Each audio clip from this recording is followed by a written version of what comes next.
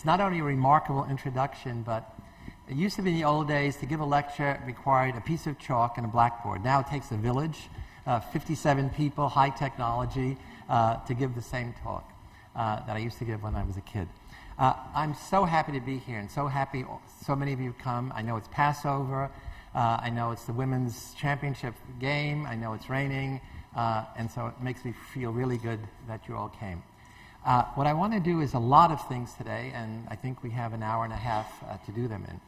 I do want to thank some of my former students and dear friends and publishers of my textbook, Psychology and Life and Core Concepts in Psychology, from Alan Bacon across the town. I'm going to spend some time with them tomorrow. So thank you all for coming. Let me begin back on April 28, 2004. That's where the Lucifer effect was born, because I was in Washington. I belonged to an organization called the Council of Scientific Society Presidents.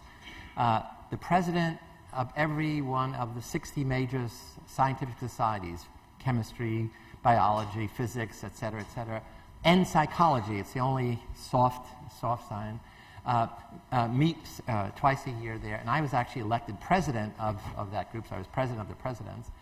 And while I was in Washington for this meeting, I turned on the television, which I rarely do, I rarely have time, and here were these horrific images on 60 Minutes. And these were the images coming out of Abu Ghraib. People piled up naked in pyramids, and the famous one with the guy on a box with the electrodes on his head. Pictures of dogs, about to attack prisoners. Picture after picture, and it was incredible. And then what was more incredible was the soldiers put themselves in the pictures. Not only male soldiers, but female soldiers. And this was incredible. How, why would anybody do? What were they thinking? The moment you're in the picture, you're automatically guilty. And then immediately after the showing, up comes the head of the Joint Chiefs of Staff, General Myers, saying, it's a few bad apples, a few rogue soldiers.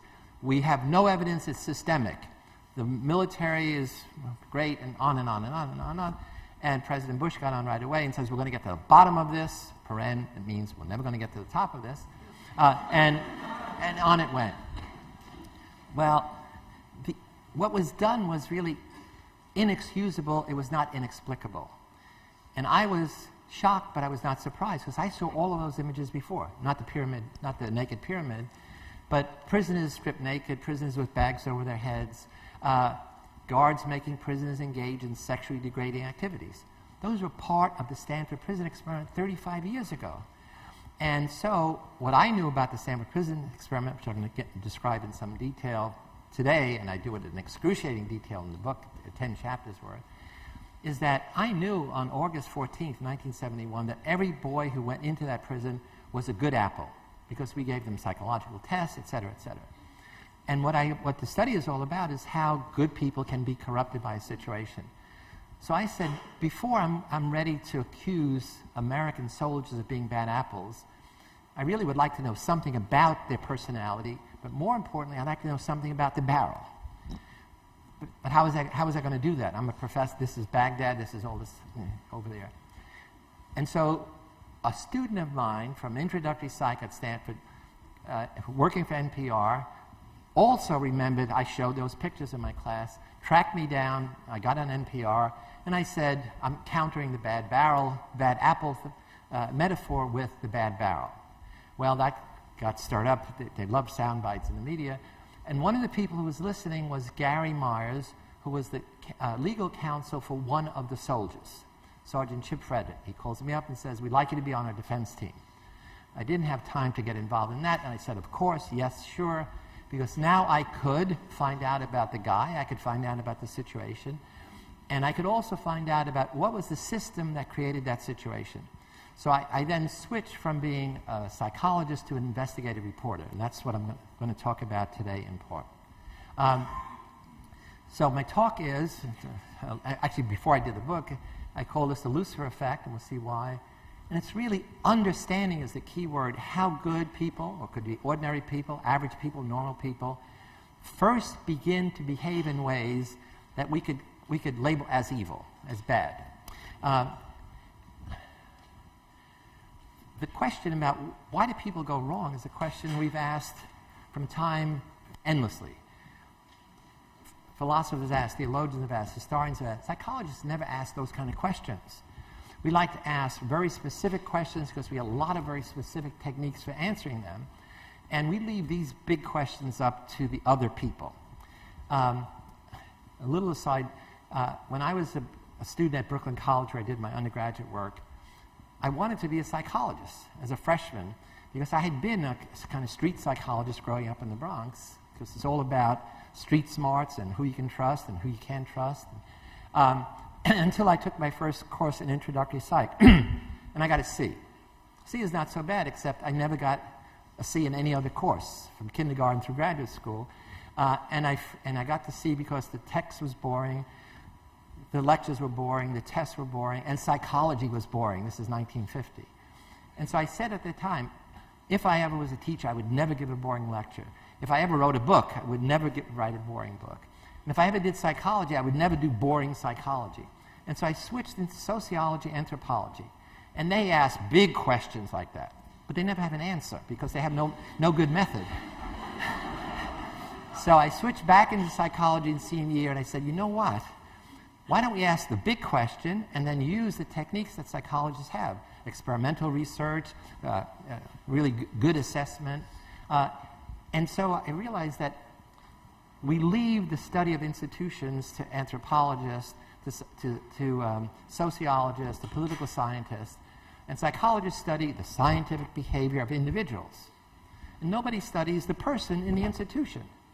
We spend our life in institutions, in families, in schools, in hospitals, in prisons, and then in jobs, and then we end up in old age homes, at least some people do. And nobody's really studying how our institutions shape individuals, and in some cases, how do individuals shape institutions.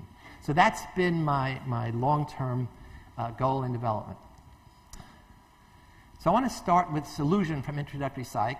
Many of you know it. It's from the artist M.C. Escher. And if you look at it for a minute, it's a figure ground illusion. Some of you will focus automatically on the white and see angels. Some of you will focus on the black and see devils. Take a minute just to look and see if you can see both. So if you focus on the white, you see his wings and he has a little tutu and they're floating around. It's a world full of goodness and angels.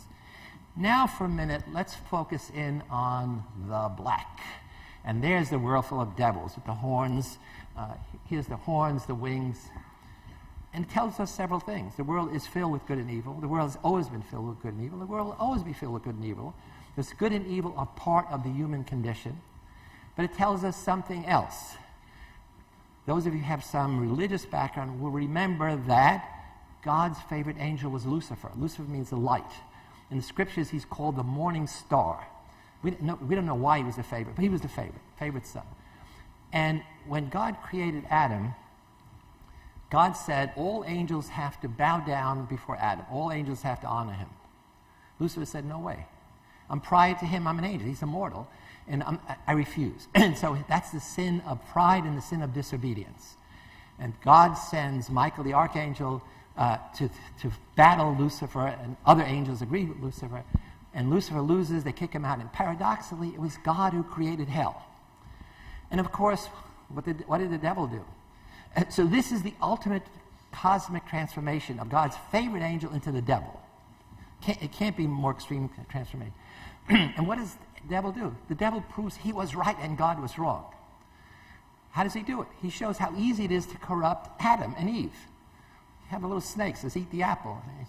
She eats the apple. She tells the guy, hey, I ate the apple, you eat the apple too. I don't want to go down alone. And so he was right. You should not honor Adam because he's corruptible. And so that's part of my mission is to recover the reputation of Lucifer.